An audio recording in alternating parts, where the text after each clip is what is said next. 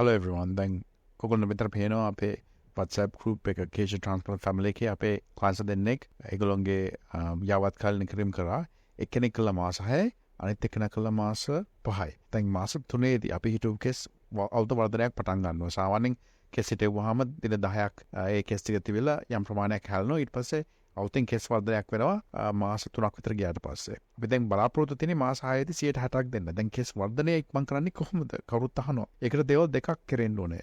එච්චරයි. එකක් තියෙන කෙස් ටික ආරක්ෂා කරලා අර හැලෙන ප්‍රමාණය මුල්දී හිටවලා හැලෙන ප්‍රමාණය අඩු කරන්න ඕනේ. ඒකට ඇවිල්ලා අපේ monthly oxygen treatment එක නොමිලි කරගන්න. ඒක මාසික රුපියල් 50000ක් වටනවා. අපි ඒ කාටවත් නොමිලි දෙනවා. ඉතින් ඒක ඇවිල්ලා කරගන්න. දිනයක් වෙන් කරගෙන අපි හරි busy අපේ clinic එකේ අපි දවසට cases hair transplant 3-4ක් කරනවා. ඉතින් ඒ හින්දා අපි busy. දින 7ේම වැඩ දැන්. ඉතින් එන්න පුළුවන් ඕන දවසක. හැබැයි දිනයක් වෙන් කරන් එන්න. අනිත් එක අර තමන්ගේ පෝෂණය. මොකද කෙස් කියන්නේ ප්‍රෝටීන. කෙරටින් කියලා ප්‍රෝටීන් එකයි. ඒක අනිවාර්යෙන් ගන්න ඕන අමතර ප්‍රෝටීන් ටිකක් ගන්න ඕන කෙස් වර්ධනය හොඳට එන්න. ඒකට ඇත්තටම හොඳම දේ තියෙන්නේ අපි අතිරේකයක් තියෙනවා බැලන්ස් කියලා. ඒකෙන් ඇත්තටම මේක හරියට ගත්තාම කෙස් වර්ධනයට අවශ්‍ය සේරම පෝෂණ කොටස් ටික හම්බ වෙනවා.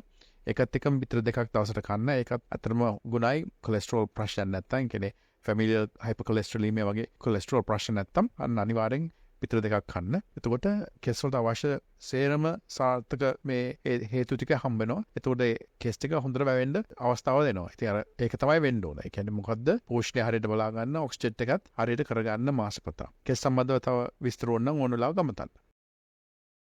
34% of Colombo district had diabetes, while another 1/3 had high blood sugar levels. It was found that Sri Lanka has the highest rate of diabetes in all of Asia and one of the highest in the world. 38% of Sri Lankans with diabetes have not been diagnosed. In other words, 1 million Sri Lankans do not know that they have diabetes.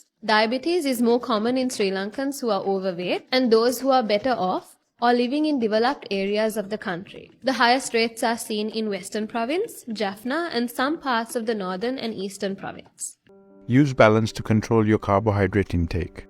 ඔබ කන පිෂ්ඨ ප්‍රමාණය පාලනය කරන්න balance යොදා ගන්න. ලංකාවේ ජනගහනයෙන් 50%කට වැඩි ප්‍රමාණයකට දියවැඩියාව තියෙනවා.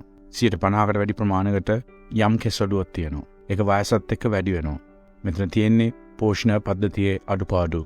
ඒ පෝෂණය නිවැරදි කරගෙන ඔබට අලංකාර කෙස් කලමක්, පැහැපත් හමක්, සාධ්‍ය වැඩියාව නොවෙන්න පියවර ගන්න, අදම ගන්න, බැලන්ස් ජීවිතේට බැලන්ස් එකක් ගන්න කාලේ හරි නේද?